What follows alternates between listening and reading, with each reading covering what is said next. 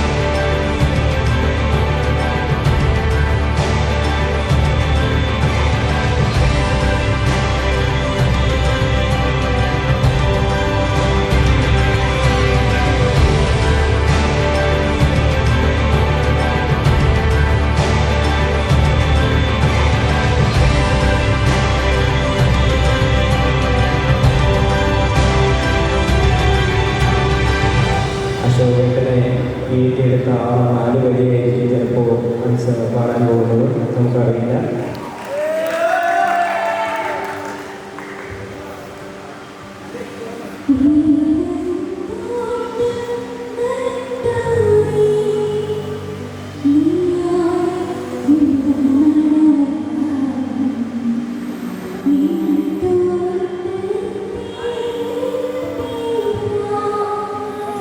വീശിച്ചിടുക കുളിർതെന്നൽ സത്യമാണ